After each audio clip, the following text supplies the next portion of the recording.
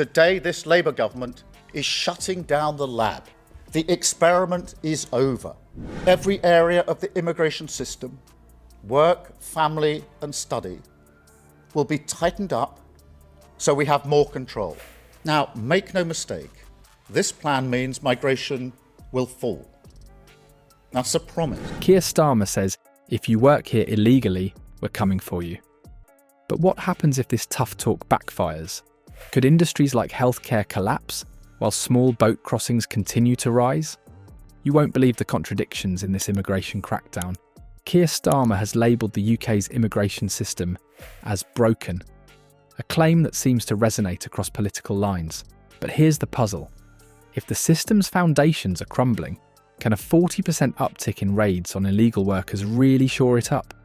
First, let's map out what's being fixed, or at least what the government claims it's fixing. Publish a white paper on immigration. A strategy absolutely central to my plan for change. The time it takes to acquire settled status, extended from 5 years to 10. And enforcement tougher than ever. The 2018 Immigration White Paper laid out a clear ambition: reduce net migration while establishing tighter rules to limit abuses of the system. Simple on paper, complicated in practice. Take a closer look, and the numbers tell a different story. Net migration in the UK has skyrocketed, climbing from 224,000 in 2019 to an eye-watering 906,000 in 2023. That's more than quadrupling in just 4 years. But this isn't about people sneaking in through the cracks. A significant share of this increase comes from sanctioned, skilled labour migration. Healthcare, a sector on life support due to chronic staff shortages, issued a staggering 140,000 visas last year alone.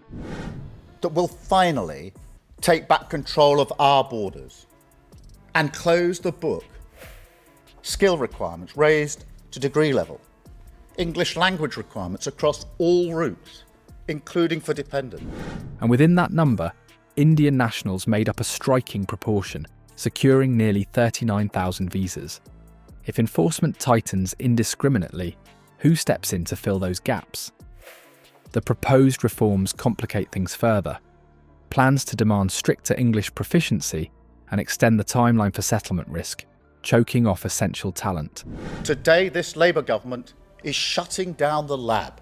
The experiment is over.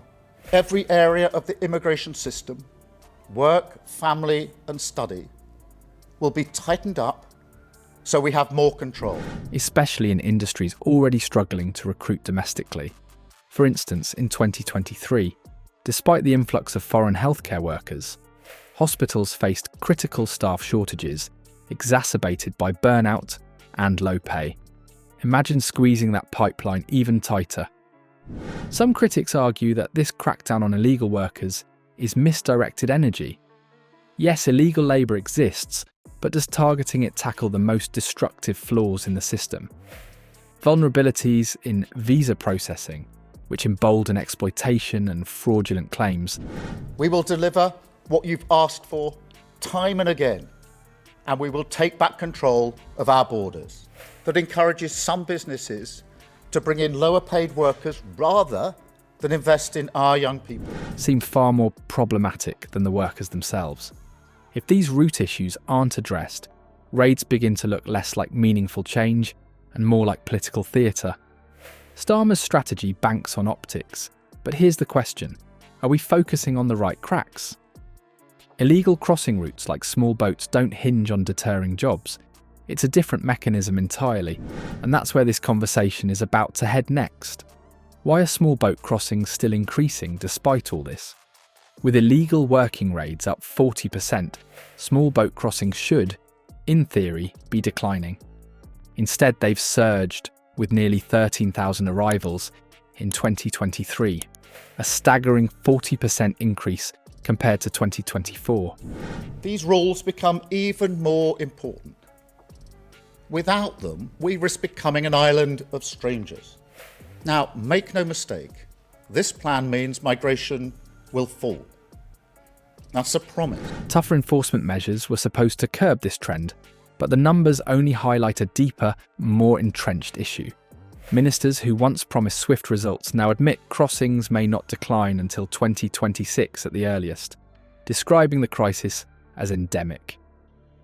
It's a sobering reality for a nation banking on enforcement. Part of this surge stems from migration routes originating in the Horn of Africa.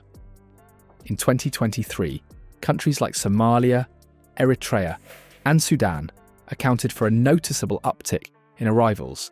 These migrations aren't happening in a vacuum. Cuts to US foreign aid, for example, are cited as key drivers pushing more people to flee instability and poverty. The complexity of these factors far surpasses simplistic narratives of border security or smashing the gangs. Yet small boats keep coming, pointing to the inadequacy of current measures. With France often criticised for not doing its part, tensions over shared responsibility have only grown. Frustration runs high as the UK pushes for agreements to allow French maritime forces to intercept boats earlier. Promises of cooperation have yet to translate into systemic change. Though officials talk about elite officers and intelligence units being deployed, crossings continue to rise, showing how ineffective enforcement alone can be in deterring desperate journeys.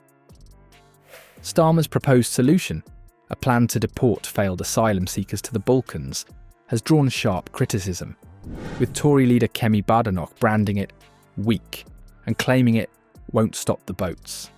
This contrasts starkly with the previous government's Rwanda scheme, which faced its own legal obstacles but projected a tougher stance. Meanwhile, Albania, once floated as a host nation for deportees, has rejected such plans outright. These setbacks reveal how fraught and politically precarious such strategies are. The truth is, focusing on illegal workers may signal action, but it barely scratches the surface of what fuels migration. This crackdown feels more like a public performance than a pointed solution, and we're about to unravel whether it's more about being seen to act than actually making a difference. Starmer's crackdown seems more about appearances than addressing the roots of the immigration crisis. Officials admit the problem is endemic, and crossings aren't expected to decline before 2026. These headline-generating raids might distract from the real issues: labour shortages, visa system flaws, and global migration pressures. Meanwhile, political stakes are high. The recent by-election loss to Reform UK reveals public frustration, and perhaps why the government leans on tough rhetoric rather than long-term solutions. So are these policies designed to fix the broken system, or merely to win votes? That's the question worth asking as immigration challenges continue to grow